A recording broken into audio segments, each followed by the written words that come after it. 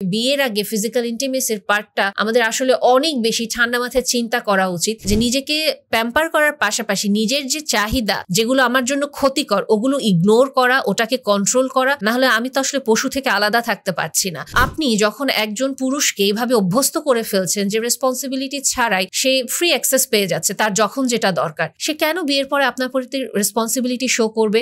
একটা মানুষের সাথে যখন আপনার মূল্যবোধ যাচ্ছে না, ভ্যালু সিস্টেমটা মিলছে না, আপনি কিভাবে এটা মনে করেন বিয়ের পরে সব ঠিক হয়ে যাবে আপনাদের সম্পর্ক? বর্তমান ভালোবাসাটা মনে হয় অনেকের কাছে অনেক বেশি শরীর কেন্দ্রিক হয়ে যাচ্ছে। শরীর নেই তো ভালোবাসা নেই, ভালোবাসা আছি বা ভালোবাসি বলতে শরীরটাকে আমরা প্রাধান্য দিই। ঠিক বর্তমানে যেমন টিভি সিনেমা একটা ট্রেন্ড খুব বেশি দেখা যায়, ইভেন অনেকে সিনেমা হয়তো এটার কারণেই দেখে, অনেকে বলেও থাকে খুব বোস্টফুলি যে কাইন্ড অফ ওই সিনটা কখন আসবে, যে খুব ভালোবাসার তীব্র মুহূর্তে ইন্টিমেসির পার্টটাই অ্যাকচুয়ালি ভালোবাসাটা নাকি পরিপূর্ণতা পায়। কিন্তু এটা যদি আসলেই হয় তাহলে বর্তমানে অনেক ক্ষেত্রে এই যে ফিজিক্যাল ইন্টিমেসিটাকে আমরা বিয়ের আগে এত প্রায়োরিটি দিচ্ছি, এটা তো অনেকের জন্য ট্র্যাপ হয়ে যাচ্ছে। এবং এটা নিয়ে আজকে আমি আস্তে আস্তে করে আপনাদের সাথে কথা বলবো। বাট এটা শুরুর আগে আমি যদি কিছু কথা বলি, যে আপনি একজন মানুষকে ভালোবাসেন এবং ভালোবাসেন এই জিনিসটা বোঝার জন্য আপনি এটা একটু দেখেন তো, এই মানুষটাকে যখন আপনি মানুষটার আশেপাশে থাকেন তখন কি আপনি আসলেই শান্তি পান কিনা?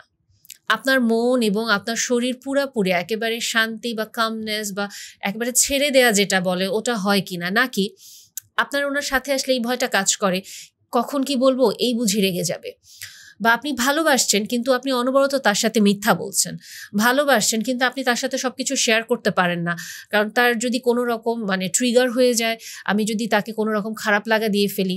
আপনি ভালোবাসেন কিন্তু আপনি তাকে কোনো সম্মান করতে পারেন না, আপনি ভালোবাসেন কিন্তু আপনি অনবরত তাকে ভয় পেতে থাকেন, আপনি ভালোবাসেন এবং আপনি ঠিক যে জিনিসগুলো অপছন্দ করেন আপনাকে বাধ্য হয়ে নিজের মন থেকেও না ওটা করতে হয়। যেমন অনেক ক্ষেত্রে এই শরীরের সম্পর্কটা চলে আসে, অনেকেই এসে কমপ্লেইন করে যে বিয়ের আগে সম্পর্কটায় আমি যেতে চাই না, কিন্তু ও কাইন্ড অফ ইমোশনাল ব্ল্যাকমেইল করে বা জোর করে এই সম্পর্কটা আদায় করে নেয়। এবং অনবরত যখন আমি হয়তো এই জিনিসটা অফার করতে চাই না, ছেলে মেয়ে নির্বিশেষে যেই হন না কেন পার্টনার হিসেবে তাকে কন্টিনিউয়াসলি অন্যদের সাথে কম্পেয়ার করতে থাকে। তুমি ব্যাকডেটেড, তোমাকে দিয়ে হচ্ছে না, তুমি কেমন পুরুষ মানুষ, তোমার এই চাহিদা নাই, তুমি কি আদৌ পুরুষ মানুষ, এরকম বিভিন্ন প্রশ্ন। মেয়েদের ক্ষেত্রেও তুমি কেন তোমার বয়ফ্রেন্ডের চাহিদা বুঝতে পারছো না, এটা তো সব খুবই নর্মাল, এটা করলে এমন কি হবে, তুমি যদি একটু আমার সাথে কোঅপারেট করো তাহলেই তো হয়ে যায়। অনেক ক্ষেত্রে তো নিজেকে কমপ্লিটলি জোর করে আরেকজনের উপরে চাপিয়ে দেওয়া হয়।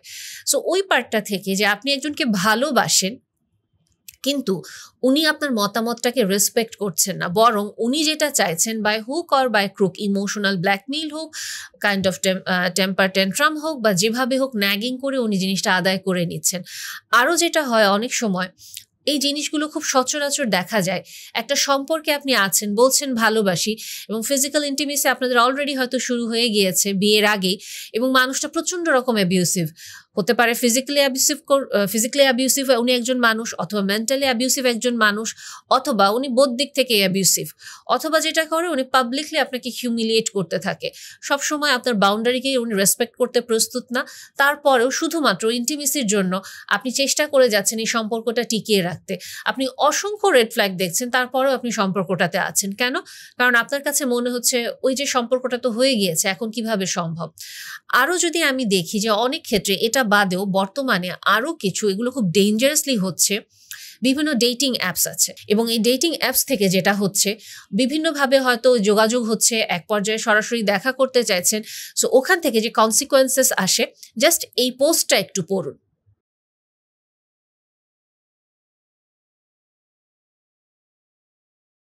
এই পোস্টটা যদিও আমাদের দেশের না বাহিরের, কিন্তু আমাদের দেশেও এরকম অহরহ কেসগুলো হচ্ছে এবং এটা আমি পাচ্ছি।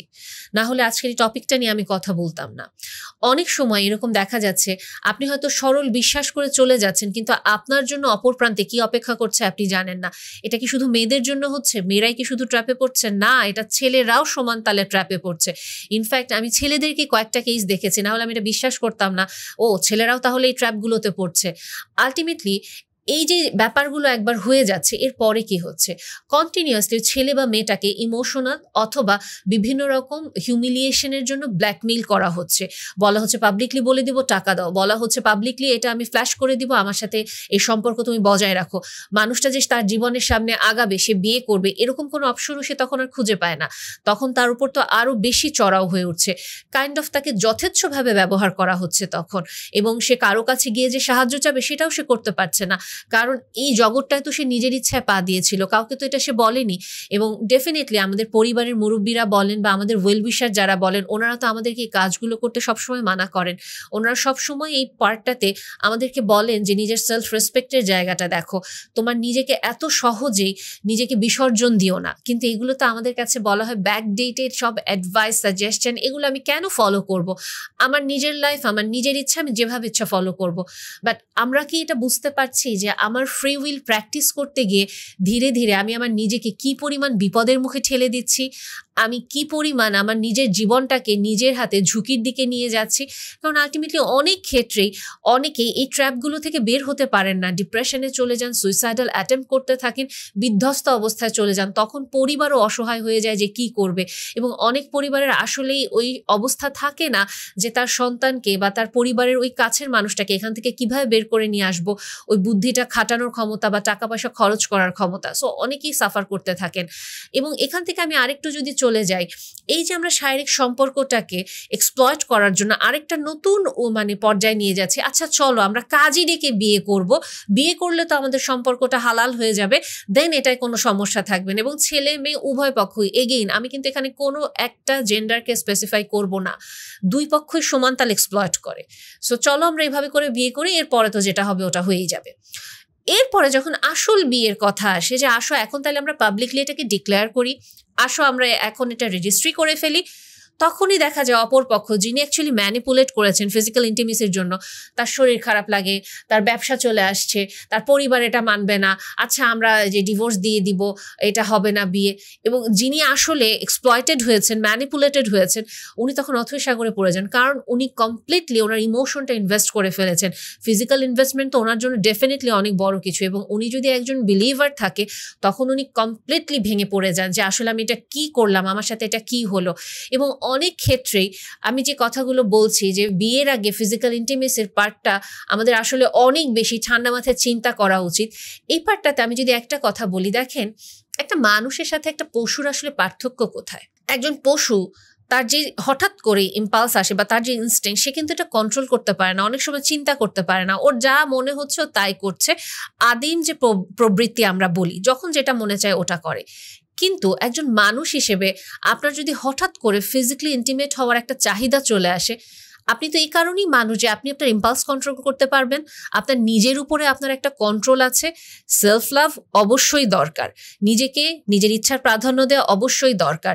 বাট আমাকে তো এটাও শিখতে হবে যে নিজেকে প্যাম্পার করার পাশাপাশি নিজের যে চাহিদা, যেগুলো আমার জন্য ক্ষতিকর, ওগুলো ইগনোর করা, ওটাকে কন্ট্রোল করা। না হলে আমি তো আসলে পশু থেকে আলাদা থাকতে পারছি না। এবং আরও যদি আমি একটা জিনিস বলি যে আচ্ছা আপনারা মেয়েরা যারা আছেন তারা যদি একটু হিসেব করে দেখেন, কারণ অনেক ক্ষেত্রে মেয়েরা এখানে বেশি ভিকটিম হয়ে থাকেন। সো মেয়েরা যারা আছেন একটু চিন্তা করে দেখেন তো, আপনি যখন একটা ছেলেকে বিয়ের আগে আপনার ফিজিক্যাল ইন্টিমেসিটা অফার করছেন বা আপনি ওনার সাথে ইন্টিমেট হচ্ছেন, প্রেমিকার সম্পর্কে দায়িত্ববোধটা অনেক বেশি কম থাকে, ওখানে কোনো দায়িত্ব থাকে না। রাগ হলেন ফোনের লাইন কেটে দিলেন, 2-4 দিন দেখা করবেন না, এক সপ্তাহ পরে একজন আরেকজনের সাথে আমি সরি বাবু তুমি আমার কথা বোঝো না কেন এই বলে আবার প্যাচ আপ করে ফেলেন, শেষ। কিন্তু বিয়ের পর কি আদৌ এই রেসপন্সিবিলিটিটা এত হালকা থাকে? তখন কিন্তু এরকম হয় না। সো আপনি যখন একজন পুরুষকে এইভাবে অভ্যস্ত করে ফেলছেন যে রেসপন্সিবিলিটি ছাড়াই সে ফ্রি অ্যাক্সেস পেয়ে যাচ্ছে, তার যখন যেটা দরকার, সে কেন বিয়ের পরে আপনার প্রতি রেসপন্সিবিলিটি শো করবে? বা সে কেনই আসলে কমিটমেন্টটাতে যেতে চাইবে? কারণ সে তো অ্যাকচুয়ালি কমিটমেন্টে যেতে চাইছে না দেখে আপনার কাছে দ্রুত এই জিনিসটা আদায় করে নিচ্ছে, কিন্তু আপনি আপনার আবেগের কারণে একটা ট্র্যাপে পড়ে যাচ্ছেন। এবং আরেকটা জিনিস, আপনি একটা জিনিস এভাবে চিন্তা করে দেখেন, আপনি একজন মানুষকে আপনার ফিজিক্যাল ইন্টিমেসি অফার করছেন, আপনি যখন তখন প্রেগনেন্ট হয়ে যেতে পারেন। কন্ট্রাসেপশন নিলেও মেয়েরা অনেক সময় প্রেগনেন্ট হয়ে যায়। আপনারা যতই বলেন আমি প্রিকশন নিচ্ছি, না, এটা হয় না। জিনিসটা এইরকম, আপনার সাথে উনি ফিজিক্যালি ইন্টিমেট হলো এবং তারপরে ওনার কোনো দায়িত্ব নাই, আপনি এটার কনসিকোয়েন্সেস নিয়ে নেবেন। প্রেগনেন্ট হলে আপনি যদি বাসের নিচে পড়ে মারাও যান, ট্রেনের নিচে পড়ে মারাও যান, তার কিচ্ছু যায় আসে না। কার সাথে আপনি ইমোশনাল বা ফিজিক্যাল ইনভলভমেন্টে যাচ্ছেন এবং লাইফ লং যে ট্রমাটা ক্যারি করছেন, ইন ফিউচার আপনার লাইফে যে পার্টনারটা আসবে, আপনি কি ওই ট্রমা থেকে বের হয়ে আপনার পার্টনারকে আপনার বেস্ট সেলফ অফার করতে পারবেন? এবং আপনি আসলেই কি নিজেকে আসলেই ওই ট্রমা থেকে বা ওই যে আপনি অ্যাবর্শন করে ফেললেন ওই অনুতাপ বোধটা থেকে নিজেকে বের করে নিয়ে আসতে পারবেন? অনেক ক্ষেত্রে মেয়েরা পারে না, অনেকেই পারে যারা অ্যাকচুয়ালি বলে যে পারছি, কিন্তু ইন দ্য লং রান মেয়েরা ব্রুটালি সাফার করে। এবং আরেকটা ব্যাপার যদি আপনি চিন্তা করেন, একটা সময় ছিল যে একটা মেয়েকে একজন ছেলের অর্জন করতে হবে এবং কাইন্ড অফ হৈমন্তীর একটা লাইন আমাদের মেয়েদের খুব পছন্দ, রবীন্দ্রনাথ ঠাকুরের ছোট গল্প, যে সে আমার সম্পদ, সম্পত্তি না। কিন্তু এগেইন আপনি যখন আপনার নিজেকে এত অ্যাভেলেবল করে দিচ্ছেন, আপনি আপনার ইম্পালস কন্ট্রোল করতে পারছেন না, ওই মানুষটাকে খুশি করার জন্য, সোসাইটিতে ফিট ইন করার জন্য, আপনার স্টেটাসকেও মেনটেন করার জন্য আপনি জাস্ট ওনার আবদারটা মেনে নিচ্ছেন। আলটিমেটলি আপনি কি আসলেই ওই যে অর্জন করতে হবে বা অ্যাচিভ করতে হবে এই পর্যায়টায় আপনি থাকছেন? আপনি তো ওটাই থাকছেন না। এবং আলটিমেটলি ওই মানুষটাকে আপনার অন্তরঙ্গ মুহূর্ত ভিডিও করছে কিনা, পরবর্তীতে এটা নিয়ে সে তার ফ্রেন্ডদের সাথে মজা নিবে কিনা বা আপনাকে ব্ল্যাকমেইল করবে কিনা, আপনি আবেগের বশে এগুলোও কোনো কিছু বিচার করতে পারেন না। কিন্তু আপনি যেটা করেন, আপনি একজন অ্যাডাল্ট পার্সন হয়ে আপনি কনসেন্ট দিচ্ছেন, আপনি নিজ স্বেচ্ছায় আপনি ইন্টিমেট হচ্ছেন, কিন্তু পরবর্তীতে মানুষটা যখন ডিচ করতে যায় আপনার তখন মনে হয় ও তো আমার ইমোশন নিয়ে খেলা করেছে। অথচ আপনার আশেপাশে অহরহ আপনি জানেন এই জিনিসগুলো হচ্ছে, চিটিংগুলো হচ্ছে, বিট্রিয়ালগুলো হচ্ছে, ব্ল্যাকমেইলিংগুলো হচ্ছে, বাট আপনি মনে করছেন না আমার লাইফে হি ইজ দ্য ওয়ান, সে কখনো এরকম করবে না, ও কখনো খারাপ হতে পারে না, এবং আমি আমার ভালোবাসা দিয়ে আমি ওকে একেবারে বদলে ফেলবো, ও আমার বাবু, ও আমার জান, আমি ওকে এমন বদলাবো যে জীবনে ও আর ওই পথে যাবে না, ও 100টা মেয়ের সাথে খারাপ করতে পারে কিন্তু I am the one for him. আপনি কমপ্লিটলি একটা স্বপ্নের জগতে আছেন, you are not the one. আপনাকে সে ঠিক অন্যদের মতো করেই ট্রিট করছে, কিন্তু আপনার ভেতরে অ্যাকচুয়ালি আপনি বোকা, আপনি গোয়ার, এ কারণে আপনি অন্যদের কথা শুনছেন না, আপনাকে ম্যানিপুলেট করা খুবই সহজ এবং আপনি আবেগের বশবর্তী হয়ে সেই হি ভার্সেস পুরো হোল ওয়ার্ল্ডকে আপনি দাঁড় করিয়ে দিয়ে তার সাথে যাচ্ছেন। আপনি তার সাথে আপনার সবকিছু অফার করার পরে সাফারিংসে যখন যাচ্ছেন, দেন এগেইন আপনি অন্যদের কথা শোনেননি, আপনি যে রেসপন্সিবিলিটি নেবেন আপনি ওটা নিতেও প্রস্তুত না, আপনি ভিকটিম হয়ে যাচ্ছেন। সো বিয়ের আগে ফিজিক্যাল ইন্টিমেসিটা যতটা আপনার কাছে খুব আকর্ষণীয় মনে হচ্ছে, আপনি যতটা মনে হচ্ছে যে আপনি অনেক আনন্দ পাবেন, আপনি অনেক প্লেজার ফিল করতে পারবেন, আলটিমেটলি এখানে আপনার কোনো রেসপন্সিবিলিটি নাই, আপনার পার্টনারের কোনো রেসপন্সিবিলিটি নাই। সারাক্ষণ একটা ফ্যান্টাসির জগতে থেকে অলরেডি আপনি ইমোশনালি ট্রিগার্ড হয়ে থাকেন। সো আনন্দ উত্তেজনা আপনার কাছে অনেক মনে হয় যে খুব সুন্দর মোমেন্ট কাটিয়ে আসলাম। বিয়ের পরে এরপরে যেটা সাইড ইফেক্টগুলো আসে, আমার হাজব্যান্ড বা আমার ওয়াইফের সাথে তো আমি এগুলো ফিল করি না। কেন ফিল করবেন আপনি তো ইমোশনালি ইনভেস্টেড তখন হতে পারছেন না, আপনার তখন 1000টা দায়িত্ব নিয়ে দেন আপনাকে ওই সম্পর্কটায় যেতে হচ্ছে। সো আপনি তো অলরেডি নিজের পায়ে নিজে কুড়াল দিয়ে মেরেছেন এবং আপনি কন্টিনিউয়াসলি আপনার এক্সের সাথে আপনার হাজব্যান্ড বা ওয়াইফকে আপনি তুলনা করতে থাকেন, নিজের অজান্তে করেন, জেনে করেন এবং সামনের মানুষটাকে জানিয়ে করেন বা সামনের মানুষটাকে না জানিয়ে করেন। সো বিয়ের আগে এই যে ফিজিক্যাল ইন্টিমেসির পার্টটা, এইখান থেকে অ্যাকচুয়ালি আপনি তো ভালো কিছু পাচ্ছেন না।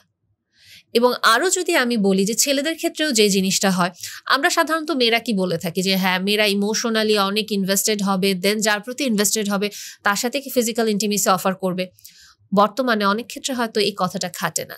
আমি অনেক ছেলেকে দেখি রিগ্রেট করতে যে আমি কখনোই এই সম্পর্কটাতে যেতে চাইনি, ও আমাকে বিভিন্নভাবে হয়তো বলেছে, ইমোশনালি আমি ওর প্রতি উইক এটা সে জানতো, এবং জাস্ট বিকজ সে হঠাৎ করে একজন একটা ইম্পালস ফিল করলো, আর্চ ফিল করলো, বা ওর কারোর সাথে ওর যে যাকে পছন্দ ভালোবাসে তার সাথে কোনো গন্ডগোল হলো, দেন সে তাকে কাইন্ড অফ আমার উপরে ইম্পোজ করলো বা সে জাস্ট আমাকে ট্রিগার করলো, ইন্টিমেট হয়ে গেলাম এবং তারপর আমি বুঝতে পারলাম যে আমাকে ইউজ করা হয়েছে। দেন এগেইন আপনি একজন ছেলে, আপনি একজন অ্যাডাল্ট, আপনি যদি আসলেই না চান, আপনাকে তো আসলে ওই জায়গাটাতে আপনাকে নিজেকে আটকাতে হবে, আপনাকে ওই লিডটা নিতে হবে যে তুমি যদি আসলেই আমাকে ফিল করো, আমাকে যদি আসলেই ভালোবাসো, দেন আমি জিনিসটা যেভাবে চাইছি একটা ডিসেন্ট ওয়েতে বিয়ের পরে আমরা তখন সেভাবেই হব। যদি তোমার এতে মনে হয় আমার পৌরুষত্ব নেই, আমি কম পুরুষ, then maybe I am not for you. আমি আসলেই তোমার সাথে আমার মূল্যবোধটা যাচ্ছে না। একটা মানুষের সাথে যখন আপনার মূল্যবোধ যাচ্ছে না, একটা মানুষের সাথে আপনার যখন ভ্যালু সিস্টেমটা মিলছে না, আপনি কিভাবে এটা মনে করেন বিয়ের পরে সব ঠিক হয়ে যাবে আপনাদের সম্পর্ক, অন্যান্য সব দিক থেকে খুব হ্যাপেনিং, থ্রিলিং, ম্যাচিং একটা কম্প্যাটিবিলিটি আপনারা মেনটেন করতে পারবেন? এটা কি আসলে সম্ভব হবে? কারণ আরো অনেক জায়গায় আপনাদের মূল্যবোধের তাহলে ডিফারেন্স থাকবে। এবং আরেকটা জিনিস যেটা আমি বলছিলাম যে সবসময় যে মেয়েরা ইমোশনালি স্টিমুলেশন থেকে ফিজিক্যাল ইন্টিমেসির দিকে যায় এমন না। অনেক মেয়ে থাকে তাদের আর্জটা বেশি থাকতে পারে ইন্টিমেট হওয়ার, এবং অনেকেই থাকে ইমোশনালি ম্যানিপুলেট করে ছেলেদের সাথে এরকম ইন্টিমেট হয়ে যান, এবং তারপর তার একটা পর্যায়ে তার হঠাৎ করে তার হুশ আসে আমি এটা কি করলাম, এরপরে কমপ্লিটলি ছেলেটাকে ডিচ করে দেয়। ছেলেটার সাথে সে আর কোনো কথা বলে না, গোস্টিং স্টার্ট হয়ে যায়, দেখা করে না। ছেলে তো পুরাই ট্রমা ইয়েতে চলে যায় যে কি হইলো, কি করলাম, কি সমস্যা। কারণ আলটিমেটলি একটা ছেলেকে ইন্টিমেসিতে পারফর্ম করতে হয়। সো অনেক ক্ষেত্রে ওখান থেকে একটা ছেলের ভিতরে ইনসিকিউরিটি চলে আসে যে আমার কি পারফরমেন্সের প্রবলেম, আমার কি তাহলে বিভিন্ন রকম আমাকে আরো বেশি ইমপ্রুভ করতে হবে, আই এম নট এনাফ, বা আমার এখানে কোথাও কি আমার নিজেকে এরকম, এখন ও কি এটা বাইরের কাউকে বলে বেড়াবে, অন্যদের সাথে এটা নিয়ে গসিপ করবে, বিচিং করবে, বা তাহলে আমি ফিউচারে যে আসবে এটাকে আমি অ্যাকচুয়ালি মেনটেন করতে পারবো না। এবং এখান থেকে অনেক ক্ষেত্রে একটা ছেলে দেখা যায় যে ছেলেটা জীবনেও বিয়ের আগে ইন্টিমেট হতে চাননি, আস্তে আস্তে করে উনি এটা কাইন্ড অফ ট্রায়ালের মতো করে উনি স্টার্ট করে দেন। অনেকে ব্রথেলে চলে যান এখান থেকে, বা অনেকেই কাইন্ড অফ দেখা যায় আজকাল তো ইন্টিমেসিটা খুবই সহজ পাওয়া, সো অনেকেই যেই ভ্যালু সিস্টেমটা থাকে ওখান থেকে সরে যান। কখন নিজের অজান্তেই সরে যাচ্ছেন একজন ছেলে, এটা নিজেও উনি বুঝতে পারেন না। সো ফিজিক্যাল ইন্টিমেসি বিয়ের আগে সবসময় যে মেয়েদের জন্য এটা লিথাল বা মেয়েদের জন্য এটা খারাপ এমন না, এটা একটা ছেলের জন্যও খারাপ। এবং অনেক ক্ষেত্রে আমরা অলওয়েজ এটা মানা করে থাকি বিয়ের আগে কখনোই ফিজিক্যাল ইন্টিমেসিতে kind of trial protocol maintain করবেন না। আচ্ছা আমি একটু ট্রায়াল দিয়ে দেখি তো জিনিসটা কেমন, কমপ্লিট ডিভাস্টেটিং রেজাল্ট আপনাকে দিবে। বিয়ের আগে বিয়ের পরে আপনি নিজেই তখন আপনি পাজলড হয়ে যাবেন। কারণ এগেইন ছেলেদের এখানে যে প্রসেসটাতে যান, মেয়েদের প্রসেস সেম থাকে না, এবং ছেলেদের অনেক মিথস থাকে যে এক্সপেকটেশন নিয়ে ওনারা আগান, আলটিমেটলি ওটা ফুলফিল হয় না। এবং আপনারা বিভিন্ন গসিপে বিশ্বাস করেন, ট্রু নলেজ আপনাদের নাই, মিথসের উপরে ডিপেন্ড করে আপনি দেখেন যে ও ফাইন, আমি তাহলে ভালো না, আমি পারফর্ম করতে পারছি না, তাহলে আমি কি আসলেই আমার পুরুষত্ববোধ বজায় রাখতে পারছি, এবং ওখান থেকে বিভিন্ন হার্বাল মেডিসিনে আপনারা চলে যাচ্ছেন, যেটা আপনার শরীরকে কমপ্লিটলি ধ্বংস করে দিচ্ছে। সো আলটিমেটলি বিয়ের আগে ফিজিক্যাল ইন্টিমেসি একটা ছেলের জন্য যেমন ক্ষতিকর, একটা মেয়ের জন্যও ক্ষতিকর। এবং এ কারণে আমি বললাম যে বিভিন্ন রকম ট্র্যাপে ফেলে এই কাজগুলো করা হয়। আরেকটা যে ব্যাপার নিয়ে আমি বলবো, যদি আসলেই আপনি নিজের অজান্তে এরকম একটা ইন্টিমেট রিলেশনে একবার আপনি ইনভলভ হয়ে গিয়েছেন এবং আপনি এখন এখান থেকে বের হয়ে আসতে চান, আপনি বিভিন্ন রেড ফ্ল্যাগ দেখছেন, কিন্তু আপনার মনে হচ্ছে যে মেবি আমি যেহেতু আমার ইচ্ছা ছিল যার সাথে আমি সম্পর্ক করব তাকেই বিয়ে করব, আপনি এই ট্র্যাপে থেকেন না, আপনি প্লিজ বের হয়ে আসেন। ইনফ্যাক্ট আপনি যদি একজন বিলিভার হন, আপনার যদি কোনো ইসলামিক স্কলারের ওপিনিয়ন প্রয়োজন হয়, কোনো মুফতির সাথে আপনার কথা বলার প্রয়োজন হয়, আপনি পার্সোনালি অ্যানোনিমাস ওয়েতে আপনি কথা বলার চেষ্টা করেন, আপনি জানার চেষ্টা করেন, ওনারা অবশ্যই আপনাকে ধর্মের দিক থেকেও হেল্প করতে পারবেন। এবং এই ক্ষেত্রে আমি অনেক স্কলারদের সাথে আমার ক্লায়েন্টরা যখন কথা বলেন, ওনারা বেশ ভালো ও পজিটিভ ওপিনিয়ন পেয়েছেন, এবং এখান থেকে ওনারা আলহামদুলিল্লাহ বের হয়ে আসতে পেরেছেন। সেটা যেমন ওনারা সাইকোলজিক্যালি বের হয়ে আসতে পেরেছেন, রিলিজিয়াস পার্সপেক্টিভ থেকে বের হয়ে আসতে পেরেছেন, এবং সোশ্যালি ওনারা একটা হেলদি লাইফ লিড করছেন। সো এই পার্টটাতে আমাদের আসলেই মাথায় রাখা উচিত যে দেখেন ফিজিক্যাল ইন্টিমেসির যে পার্টটাতে আমরা এটা মনে করি যে ব্যাকডেটেড একটা ফিলোসফি, বিয়ের আগে কেন ইন্টিমেট হব না, বিয়ের আগে তো হইতেই পারি, তো প্রবলেম কই। এটা কোনো ব্যাকডেটেড ফিলোসফি না, এটা এমন একটা ফিলোসফি যেটা আপনাকে লাইফ লং সেভ করবে বিভিন্ন ট্রমা থেকে। এখন আপনি বলতে পারেন আমি তো অলরেডি অনেকের সাথে ইন্টিমেট হয়েছে, আমার তো কোনো ট্রমা নাই। আপনি কিভাবে শিওর নেক্সট ইন্টিমেসিতে আপনি কোনো ট্রমা পাবেন না? আপনি কিভাবে শিওর যে নেক্সট ইন্টিমেসিতে আপনাকে কেউ ব্ল্যাকমেইল করবে না, আপনাকে কেউ ড্রাগ করবে না, আপনাকে কেউ কোনো রকমভাবে কাইন্ড অফ ইউজড ফিল করাবে না, আপনার বডি ইনসিকিউরিটি ট্রিগার করে দিবে না? আপনি কিভাবে শিওর এটা? কারণ একটা জিনিস কি, আমরা একটা কাজ বারবার করতে পারি, কিন্তু যেদিন বিপদ হবে ওই দিন কিন্তু 100% বিপদে আমিই পড়ব। আর যে কথাটা আমি সবসময় বলি, আপনি কিন্তু একটা মানুষ, আপনি কিন্তু একটা মাংসপিণ্ড না, এবং আপনি কিন্তু মানুষ হিসেবেই এই ট্রমা আপনি নিতে পারবেন না যে কেউ আপনাকে জাস্ট ইউজ করে ছুঁড়ে ফেলে দিচ্ছে। আমি অসংখ্য এরকম কেস দেখি যেখানে একজন ছেলে বা মেয়ে হাউমাউ করে কাঁদতে থাকে, কারণ এই জিনিসটা নিয়ে অসম্ভব কষ্টকর যে কেউ একজন আমাকে ব্যবহার করেছে, যাকে আমি বিশ্বাস করেছি, যাকে আমি ভালোবেসেছি। সো যদি আপনি এরকম কোনো রিলেশনে থাকেন যেখানে আপনি ইন্টিমেসিটা অফার করতে চাইছেন না, বাট আপনি মেবি মনে হচ্ছে আপনি একটা ট্র্যাপের ভিতরে পড়ে যাচ্ছেন, বা আপনার মনে হচ্ছে আপনাকে পুশ করা হচ্ছে, নিজের জন্য স্ট্যান্ড নেন, বের হয়ে আসেন, প্রোটেস্ট করেন। আপনার ভ্যালু সিস্টেমের সাথে ওই সামনের মানুষটা যদি ভ্যালু সিস্টেম ম্যাচ করতে না পারে, আপনার সবচেয়ে সেন্সিটিভ ভ্যালুকে সে যদি রেসপেক্ট করতে না পারে, আপনাকে কেউ যদি জাস্ট একটা টিস্যু পেপারের মতো ইউজ করে, প্রোটেস্ট করেন, বের হয়ে আসেন। ভালোবাসা তখনই সুন্দর যখন আপনি আপনার নিজের লজিক এবং মাইন্ড দুটোকে একসাথে ব্যবহার করে, লজিক্যাল মাইন্ড বা ওয়াইজ মাইন্ড আমরা যেটা বলি, ওই ওয়াইজ মাইন্ডে আপনি ডিসিশন নিতে পারবেন। ভালোবেসে জম্বি হয়ে যেন না, যেখানে আপনার কোনো বিচার বুদ্ধি বাস্তব জ্ঞান কিচ্ছু থাকবে না। ওটাকে ভালোবাসা বলে না, ওটাকে লিমারেন্স বলে, ওটাকে আনহেলদি ডিপেন্ডেন্সি বলে। কিন্তু আমরা ওটাকে ভালোবাসার নাম দিই, আমরা ওটাকে মায়া নাম দিই। ওটা ভালোবাসা বা মায়া কোনোটাই না, বরং আপনি একটা অদ্ভুত টক্সিক বাবলে আবদ্ধ হয়ে আছেন। বাস্তবতায় আসুন।